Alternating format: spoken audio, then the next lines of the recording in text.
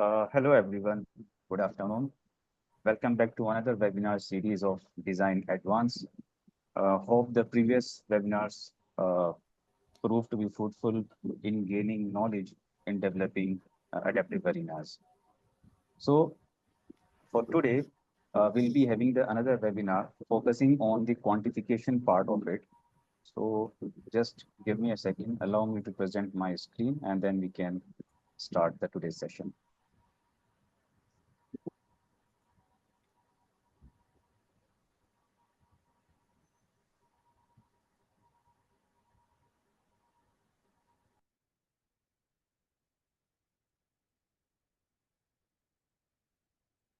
Okay, I hope my screen is visible to all. Yes, it is. Yeah, thank you. Okay, so first let's discuss the schedule of this webinar. We'll be starting with the introduction of the company, and then we'll be talking in detail about the design advance 2025 brief, and then we'll be moving to quantification and scheduling in Revit. So we'll be seeing the theoretical part of it, and we'll be doing background study on like how quantification and scheduling can be done in Revit itself. Then after that, we'll be moving to Revit itself, wherein we can be practically seeing how we can leverage these different tools available in Revit to create schedules and to create BOQs. In the end, we'll be having a question and answer session. Though this Q&A answer is open throughout the session, so whenever you have a question, feel free to drop it in a chat box. And in the end, we'll be answering all your questions in open sessions. Okay, so starting this webinar with the company's introduction. So Arcans specialize in digital transformation solution for the construction, manufacturing, and infrastructure industries. Offering software, BIM services, and training not only in India but across the globe. Arcans is a part of Moneo Group, a century-old French industrial group having a great global presence. Arcans empower clients and AEC stakeholders through technology, consulting, and specialized services. Our vision is to become digital transformation expert for the AEC industry, including manufacturing industry. Arcan's presence spans across Americas, Australia, New Zealand, Europe, Middle East, and Africa, ensuring that we serve our customers globally. In India, we have 10 plus locations, including New Delhi, Mumbai, Bangalore, and then 50 plus location globally. So we can say that globally we are catering more than 40,000 customers with only 4,000 customers present in India itself. So we are proud to say that we have a total global revenue of rupees 46 billion.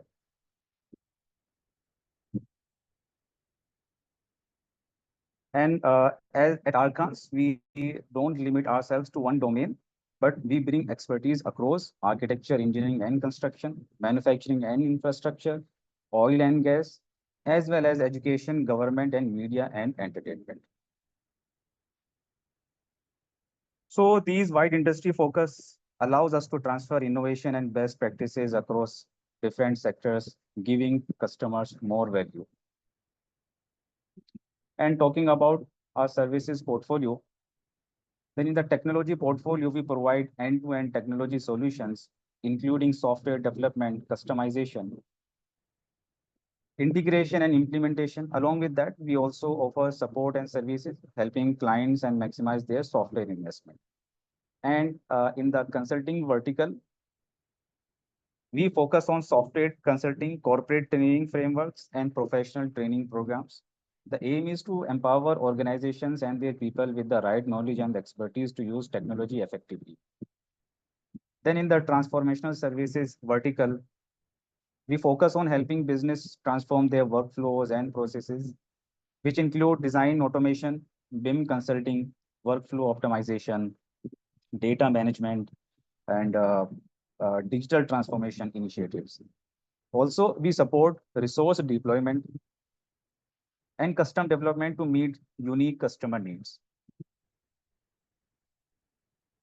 So now, moving to the Design Advance 2025 brief, I will like to request and invite Ms. Kirtana from Ethos to take us to the design brief. Kirtana, over to you.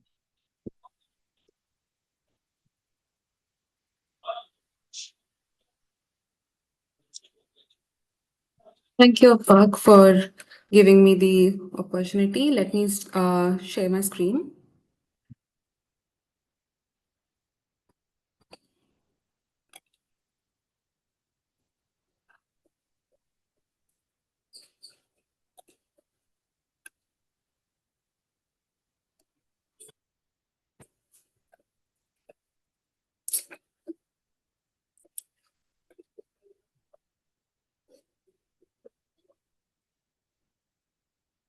Yeah, is my screen visible?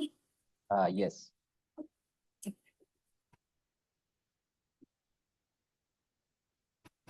Yeah. So once again, thanks everyone for joining the session. Let's get into the Design Advance 2025 brief.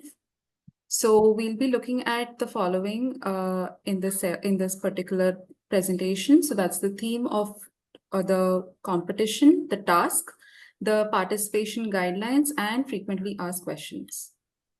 So the theme you can see, it's beyond the game, adaptive arenas for tomorrow. So arena design is one of the most special and unique kind of design area. And Design Advance 2025 focuses on the future of public architecture this year. So it is mainly about how the concept of flexible and reversible architecture can be brought into the multipurpose arenas. So we are focusing on the structures that can seamlessly transform, relocate, or disappear based on the evolving needs of the people. So arenas have been a place wherein it was mainly symbolized for human gatherings, hosting major events, and cultural celebrations. So back then, if you see the purpose of those structures were quite fixed and of single use, and which are now considered to be outdated. So we look into the need for adaptive arenas, like why the need for adaptive arenas came in actually. So like how I said back then, it was mainly a place for people to gather and unite across countries, cultures, and the main purpose of that particular arena became were quite singular. But due to the evolving needs and increase in population, cities densified and entertainment diversified, the stadiums could no longer stay idle between the events, and it required different purposes to host multiple events and have a multiple different purpose as well apart from one single purpose. So like how you can see that these examples can already be seen in India, like the Coldplay concert was conducted in the DY Patil Stadium, which is primarily a cricket stadium, but it was modified such a way that it could be used to host concerts. So the need for adaptable arenas, multi-use venues is growing, with India already seeing those kind of examples. So let's get into the task. So the challenge is like how I'm already talking about. It should not be just multifunctional, but it should be sustainable, accessible, and future-proof. And the main thing is to have spaces that can transform, relocate, and disassemble as per the needs. So also that the arena should be designed such a way that it should cater both small events and large events together. So there are certain guidelines for site and program for this particular design. So preferably it should be set in an urban setting where culture, sports, entertainment meet. So the site should span at least 10 to 15 acres and capable of hosting gatherings of up to 40,000 spectators for the major events. Also, we should consider climate and cultural significances so that the to create a functional and contextually relevant spaces. So also following the local bylaws is quite important. So if there are no local bylaws for that particular site that you're choosing, you can choose NBC code in that case. So designing an outdoor space as flexible extension of that arena suited for pop-up festivals and exhibitions, keeping the venue active beyond major events is also necessary. So there are certain design consideration. So whenever you design an arena, it shouldn't just be for that particular sport, but it should also consider the following points to have an impact as an urban fabric, and it should be functional as well. So adaptability and multifunctionality is the major core principle of this particular design problem.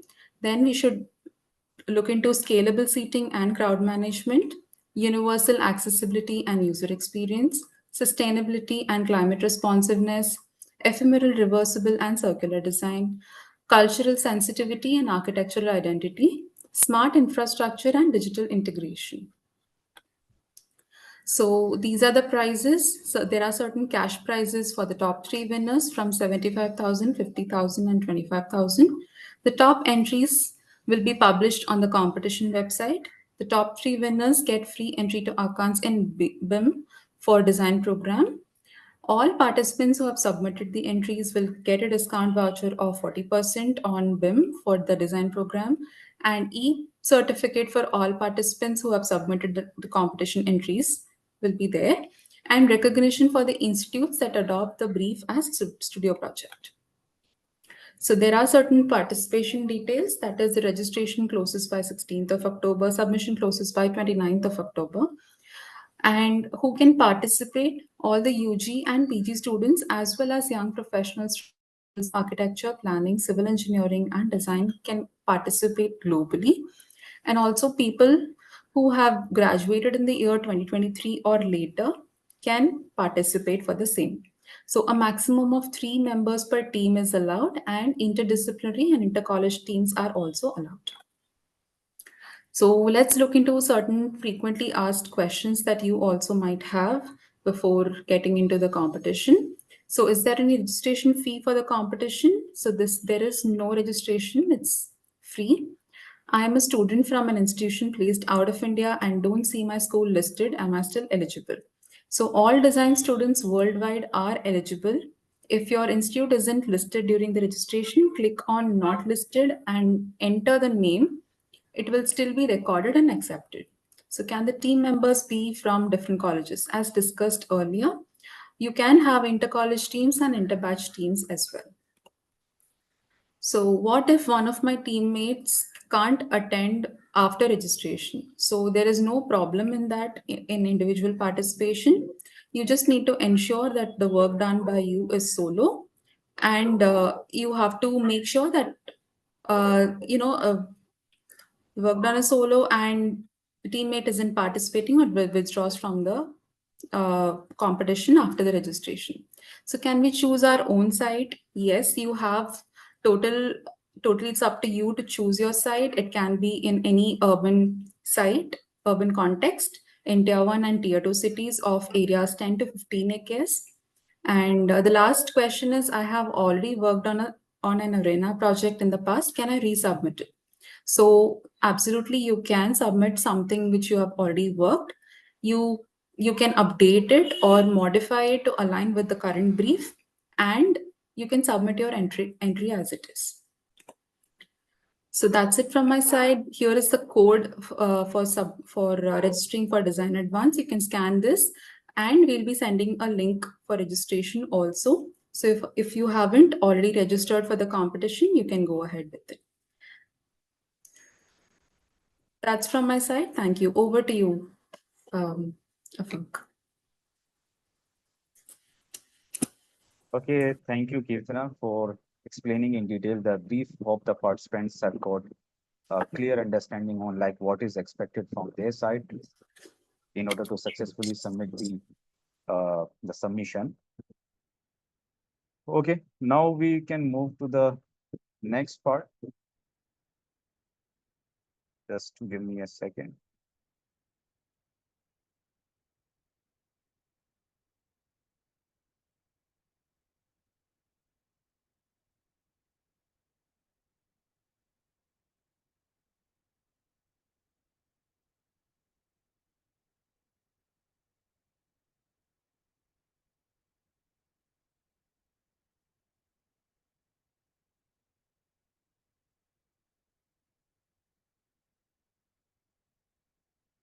Okay, I hope my screen is visible to all. Now we'll be continuing to the quantification and scheduling in Revit. So before directly jumping into the Revit and exploring the tools, it will be better that we do a little bit of background study of the different tools and the terminologies that we'll be using. So this is especially for those who are new to Revit and who want to explore this section where we can easily uh, take quantities and create schedules in the Revit itself. So we'll be covering these topics today. Like we'll be having an introduction part of the schedules, and under schedules only we have quantities. We will also see how what type of schedules are there in the Revit, like what kind of quantities or what kind of schedules we can take that is available in the Revit itself. Then what is the meaning of category and fields? Then different schedule properties which are there, which include filters, sorting and grouping, formatting, appearance. And then lastly, there are some important tips that is there with reference to schedules. So until unless we do not understand what category and fields are, what are these schedule properties, we will not be able to leverage the full potential of Revit in calculating the quantities. So if we talk about the schedules, then basically schedules are list of elements and element properties within the model. So in Revit, whatever you create, of course, we all know that whatever we create in Revit, it is created in the 3D. So once you create element in Revit, you can also extract its information, geometrical and functional, in the form of the table there itself within few seconds, right? So what does the schedules do? They itemize building objects such as walls, doors, windows, as well as they calculate quantities, areas, and volumes. They also list down elements such as sheets, keynotes, and views. So it's not only the building elements, but in case if you want to create a list of all the sheets and all the views that you have created in Revit, so that can also be easily done. So in a project workflow, creating schedules of objects, areas, or quantities is usually a very difficult and can take a very long time and may result in errors that require validation of the design data. I remember my time when I used to deliver projects on the CAD itself using traditional tools. So there we used to calculate all the quantities manually. Though we can very easily calculate elements in AutoCAD also, but once you take that counting, you will manually have to feed that data either in the table in AutoCAD itself, or if you are, feeding your data in the Excel, you will have to manually enter the data itself. So there may be chances of human errors. But here in Revit, it directly fetches out the information from the elements and gives you the data in a tabular form itself. So what are the type of schedules that are there in Revit which we can take? So we have a basic schedule in which it will gives the basic geometrical information of the elements. Also, we can create sheet list and view lists. Then we also have a material takeoff. We also have node block. These all we will see once we move to the Revit itself. Then I have used these two words, category and fields. What are these? Category basically depends, like in a building, you will be having a different type of elements. So like walls, doors, windows, floors, these are called as categories in Revit. And by saying fields, we mean to say the parameters, the geometrical and functional aspects of these categories, right? So using this category and fields only, we'll be able to extract the quantities from these elements. So there are some properties which helps you in filtering out the data, which helps you out in sorting out the data, because when the Revit gives you the data, this will not be looking very much organized. So in order to organize your data, you can use different properties, out of which one is a filter. If you want to filter out any information, then of course we can use filters. Then another property is sorting and grouping. So we can always use these two properties in order to further organize our data. So like in sorting and grouping, we have like we can sort by the type. and it is going to, sort it using the type itself. Then formatting is related to visual appearance of the table or of the data. If you want to customize that, then we can use the formatting option. Again, appearance is for visual appearance. So important tip for schedule is that, once we have a schedule in Revit, so you will be getting a n number of rows. But how do you check out that which row or which, say, which cell is representing which element in a model? So you simply select that cell in the schedule, and then you can go to highlight in model. It will open a new window in which it will be showcasing you that particular selected element. So which is a very useful feature that we have in Revit. Okay, so let's move to Revit itself. Just give me a second.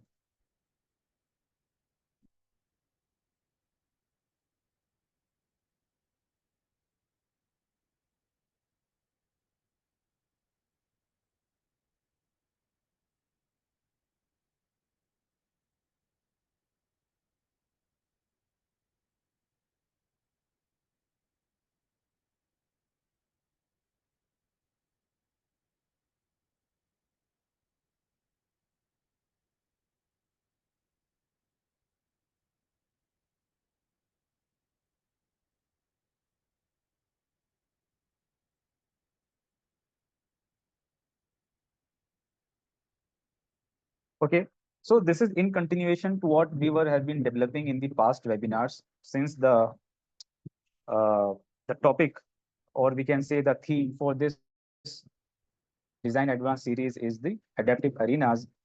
Since the first webinar, we have been like exploring different topics.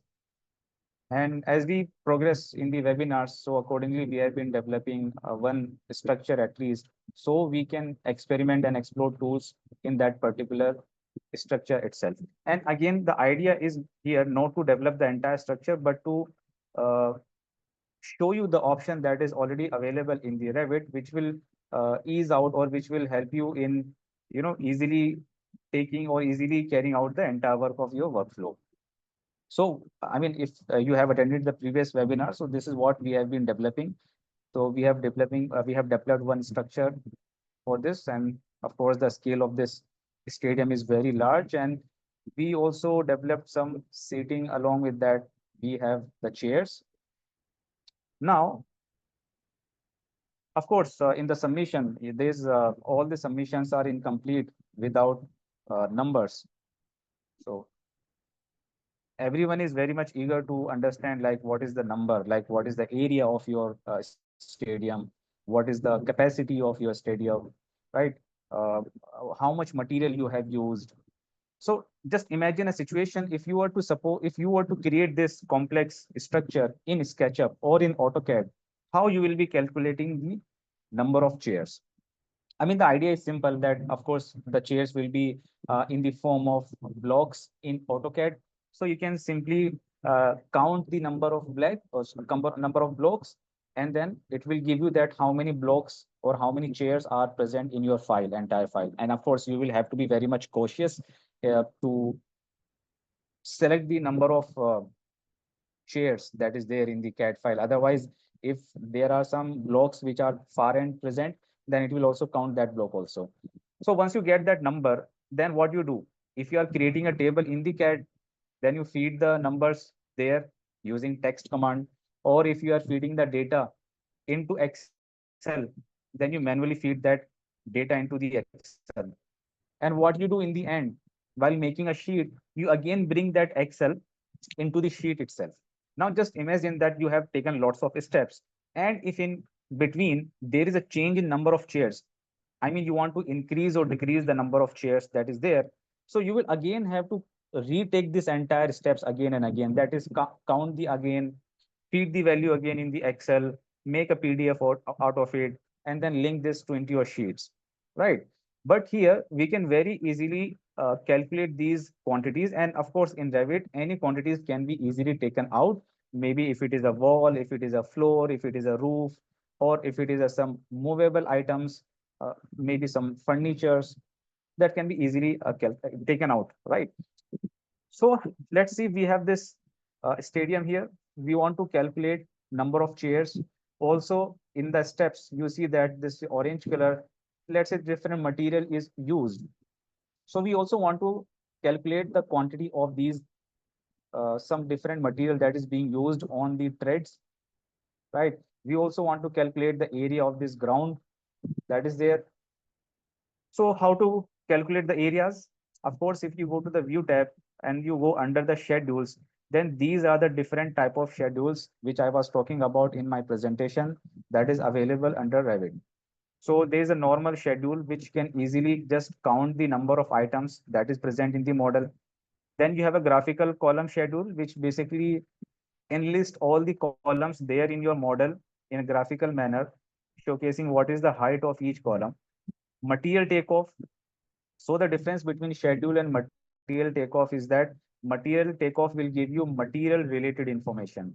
So if you want to filter out your data, or if you want to sort your data with relation to the materials that have been applied, we can use material takeoff.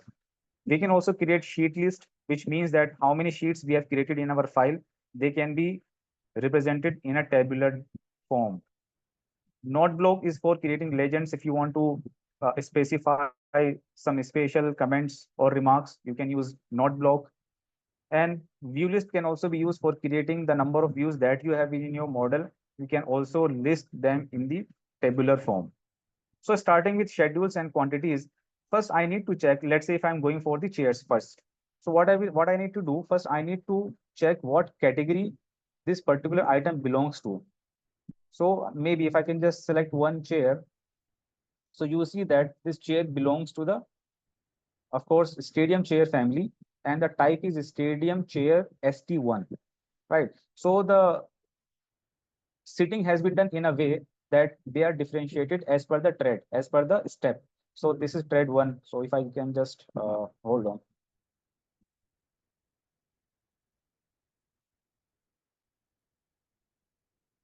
So if you can see, like this is one, this is two, second step, this is third step. So the laying of the chairs and this flooring has been done in the stepwise manner. So you will see that once I select this chair or a flooring, let's say if I select this one, then it says it belongs to the floor, but the name of this type is T1. Similarly, if I select this second step, then it is T2. And according to T1, T2, T3, the seating have been placed. So I'll be going to the view, I'll be going to schedules, the schedules and quantities, I'll be going to. So once I activate my schedules, then a dialog box appears, which asks me to select a category. So this is again one term which we were discussing about in our presentation, the category. All the building elements are called as categories in Revit. As I checked earlier that this chairs belong to the furniture category, so I must choose a furniture category from here.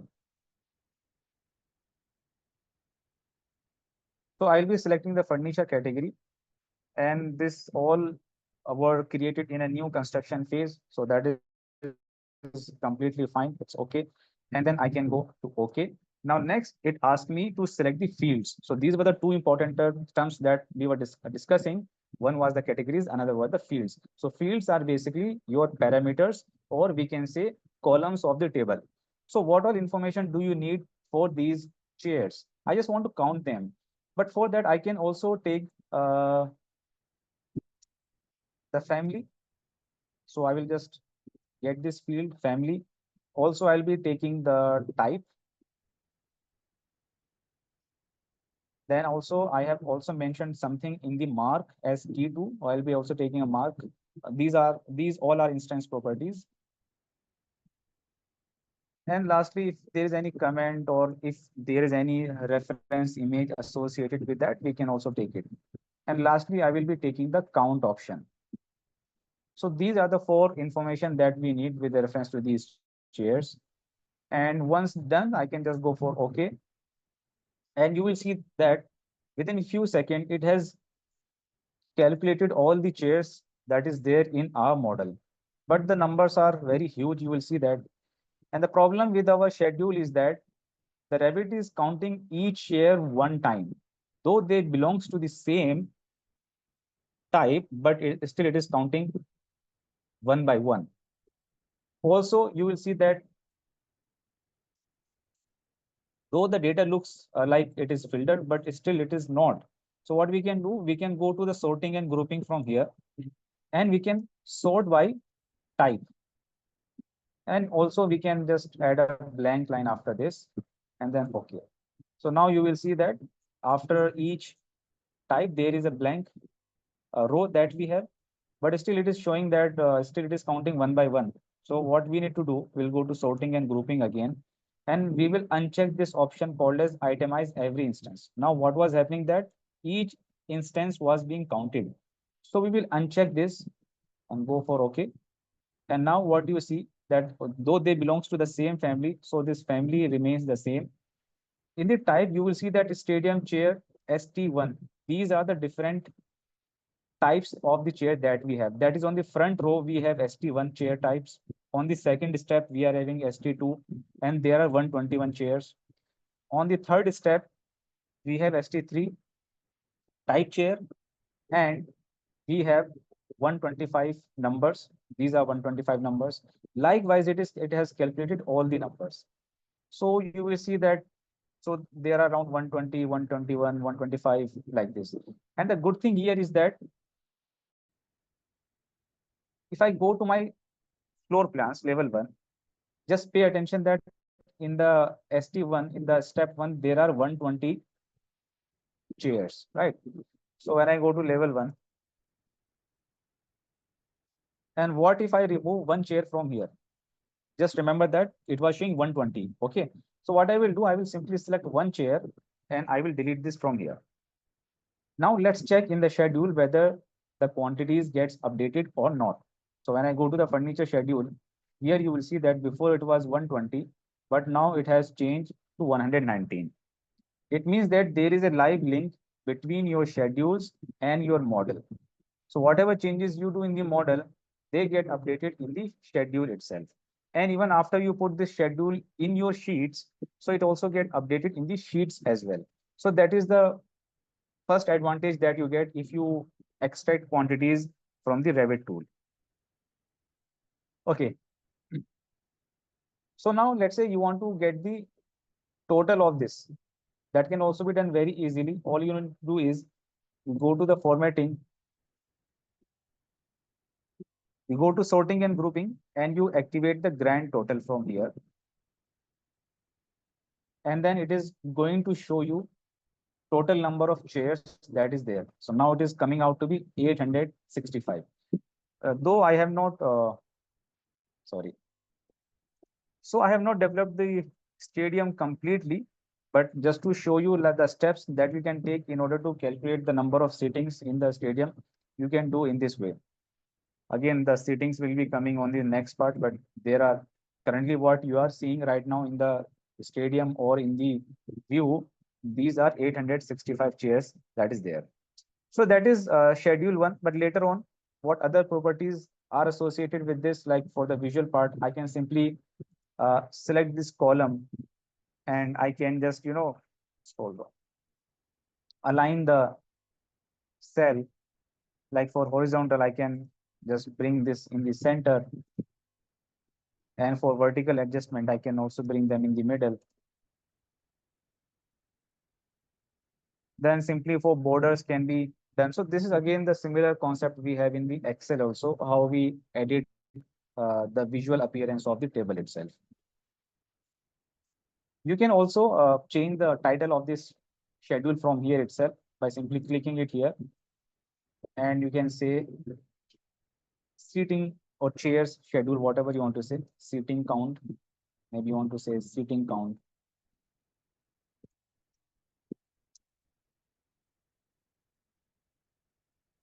You can change the title of the from here itself. And then if you want to put this into your sheet, so currently I don't have any sheet in my model, or do I have? Sorry. So there are no sheets. Let me create a new sheet here. How do you create a new sheet in Revit? Simply, if you don't have any sheet, just right click, go for new sheet, select the title block. Title block is a format that we have. So you can also create your own custom title block using family or If you don't have any, you can also use the custom title block given by the Autodesk itself. So let me go with this Autodesk itself, select this title block.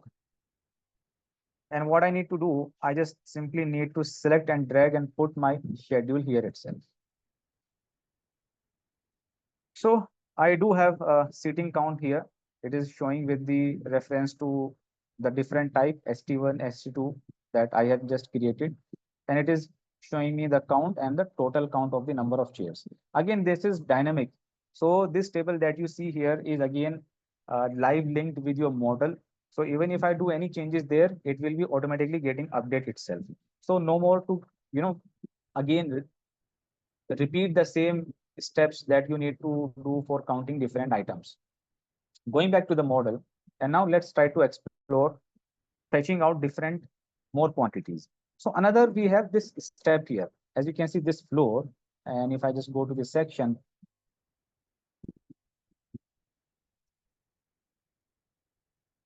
so you can see that this is a different hold on. So this is belongs to the floor category, which is T1, right? So just select this one. Then this is another. So they may be of different flooring as well. Maybe on the riser part, you are putting different material that can be done. But if you want to calculate the quantities of it, like what are the length of these thread, what are the width of these, what are the area and volume, that can also be calculated. Again, the steps remain the same. You need to go to the view tab in the schedules categories, go for schedules, then select the category. Since I checked that that step belongs to the floor category, so I'll be looking for the floors. So I select the floor, then I select the fields, that is a column of the table that I want to have. So again, first we want to go with the type, or maybe we can just simply, yeah, we can start with type itself. We will have type. Uh, we may go with mark. Then the geometrical aspect of this thread will be the length and the width.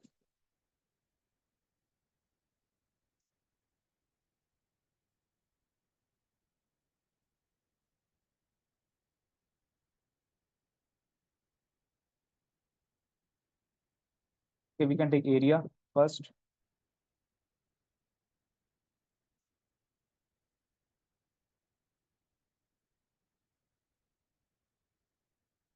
Then we can also calculate volume.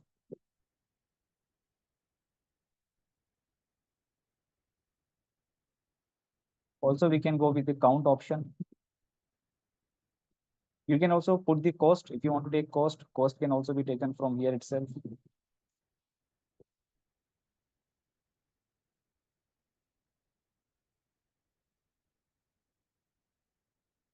If any of the parameter is not available here, then you can also create a parameter, maybe a shared parameter, and then you can extract that also. So by now, let me have these many information here as of now, and then I go for OK. So you will see that there are these type T1, T2, T3, which represents different threads, or you can say steps on which the chairs are placed. And this is the area of each, and this is the volume, and these are the numbers. Now this cost is basically the one, let's say if I select this floor here, and if I go for the type parameter, so this is that cost which we put here. So if you know that the per square feet or the maybe the overall cost of this particular thread, you can put this value here, and then lastly you can just calculate the total out of it. Going back to the floor schedule,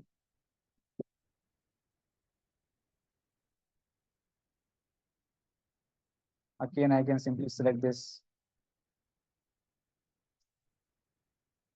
select this all, and I can align them. And again I can go to the sheet.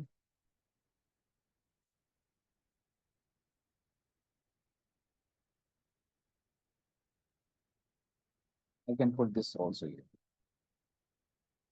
So there are multiple ways to, change the line weights and the border of these things. That's very easy to, it can be done. So we have taken the flow schedule. Again, you want to change the name, you can change the name from here itself. That is, if I go to this flow schedule here, I can just change the name here itself.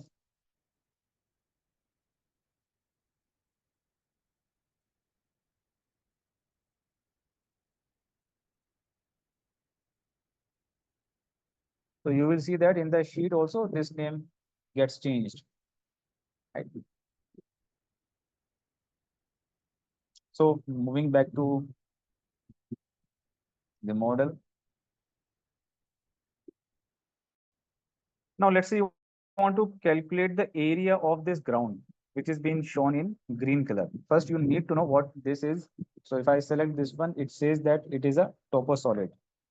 So topo solids can also be scheduled in Revit.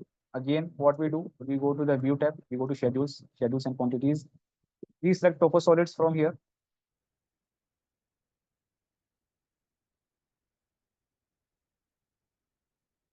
So we select the topo solid, which is a category.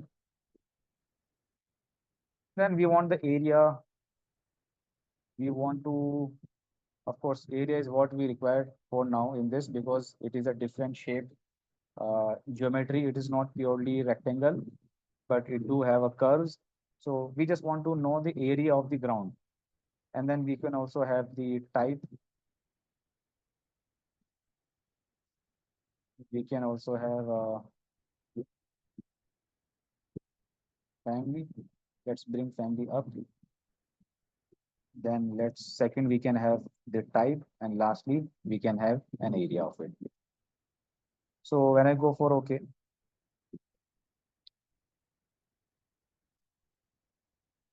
I can rename this as ground area.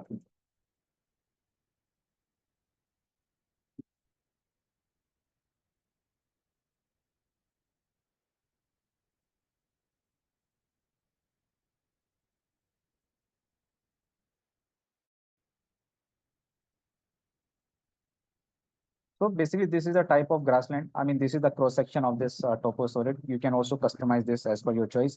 But we just wanted to get the area of it. So you can see that very easily you can calculate it is coming out to be uh, 2,90,000, 2,09,888. So which is of course a very huge. The scale of this stadium is very huge. That is why it is coming in very large or big numbers. Okay, so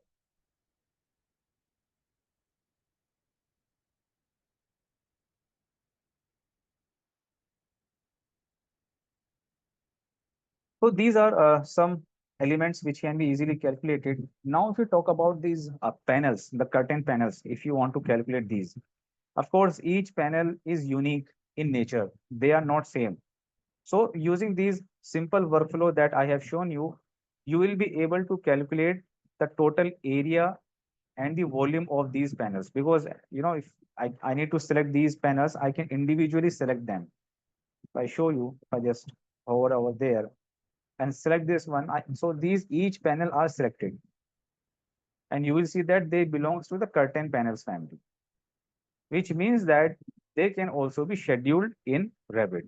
But the challenge here will be that you will not be able to get the identity of each panel.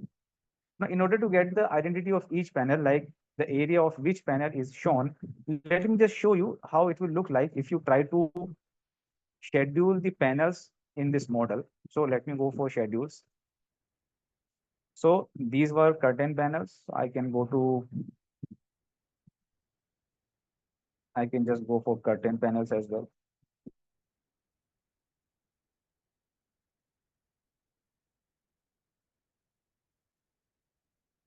Now, what information you need? Of course, you need area. Then you need family. You can go for type. Okay, here you are getting a width, but let's go for width.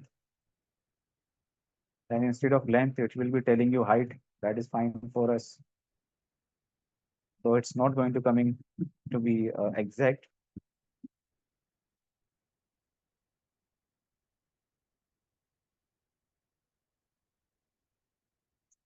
Okay, let's try to see what happens if we go for this. I go for okay. Okay, let me just change these. First, we can have a family. This create a confusion.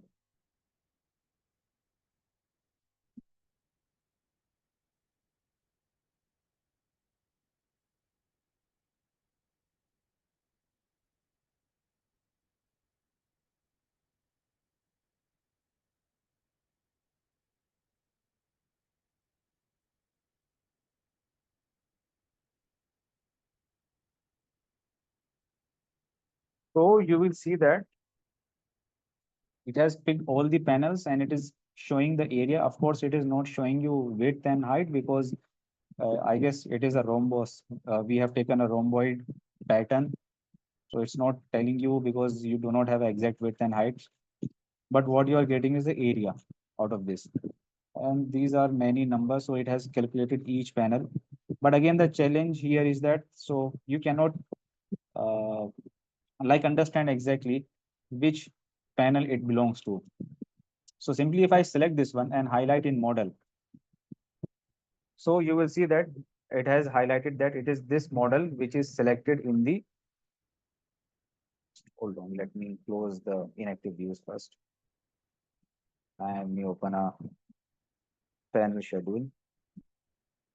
Okay, let me show you again. I select this one. I go for highlight in model.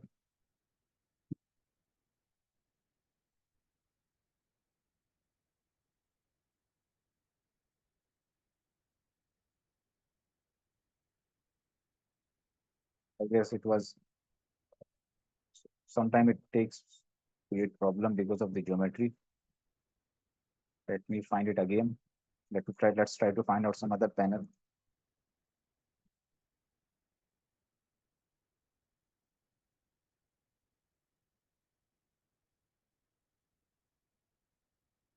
Okay, so all the views I have closed. So it will just open a closed view and search in that. It may take a longer time to find out.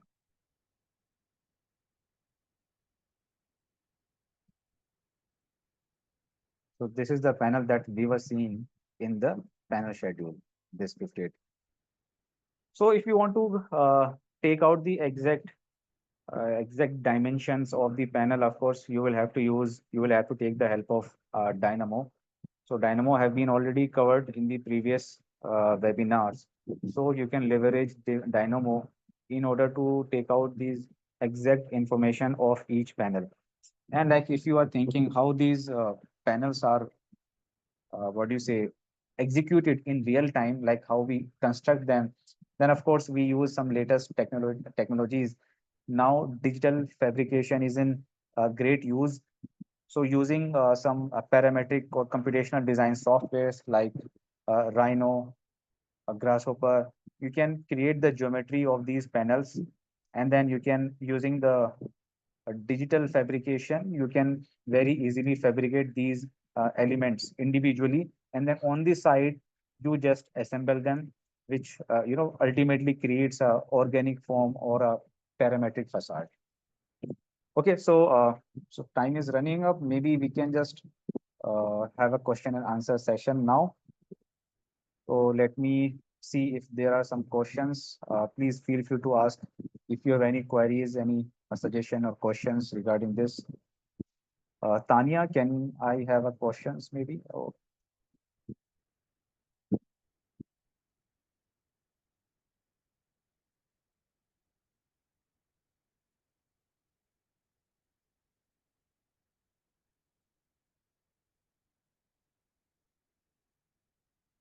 so from the participants, if you have any questions, please feel free to ask.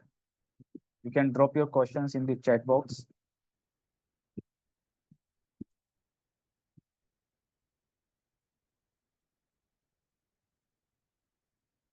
Also, if you have questions regarding the competition submission criteria, that you can also ask. So because we also have Kirtana with us from Ethos, so she will be able to answer your questions regarding submissions and other competition related queries.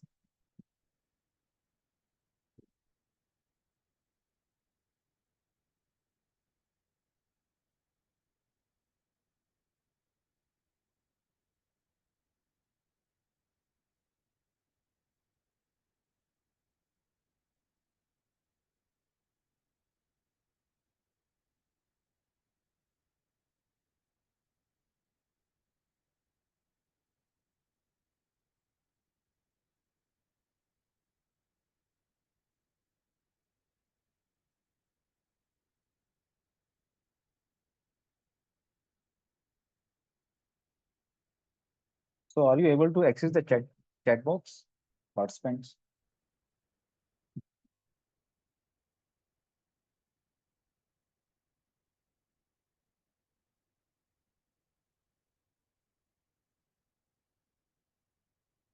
So a link has also been shared in the chat box for registering in Design Advanced 2025. You can use this link to register yourself.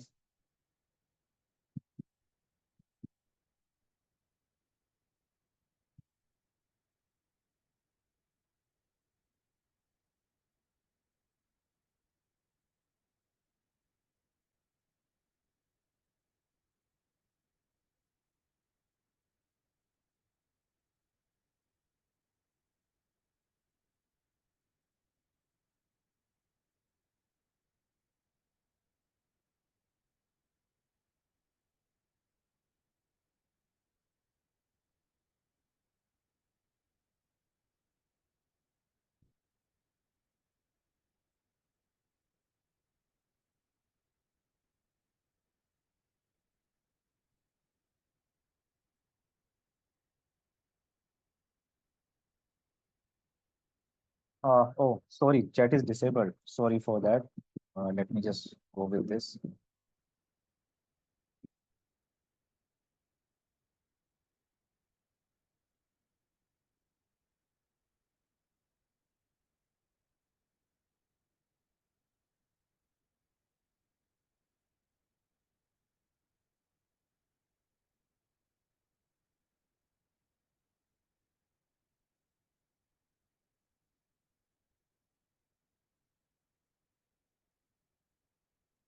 Please check now. I hope it must be available for you to drop your questions, or you can use chat box now. Please check.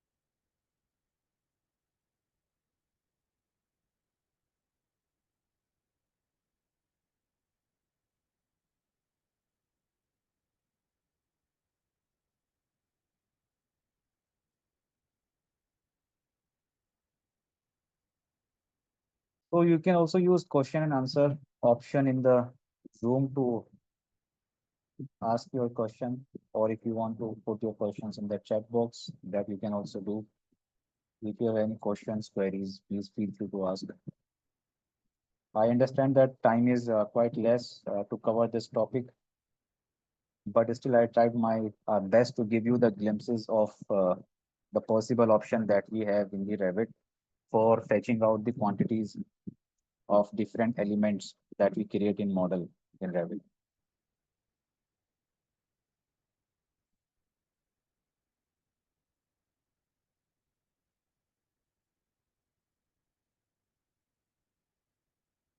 All right, guys, then the video of this will, or the recap of this will also be available on the Ethos website itself. So in case if you want to revise or if you want to see it again, you can access their website to see the recording or the recap of this session. Once again, thank you all for attending this session. And I hope to see you in the next webinar of this series. And so, okay, great. So we are ending the session. Thank you once again. Thank you all for attending this session and have a great time ahead. Take care. Bye-bye.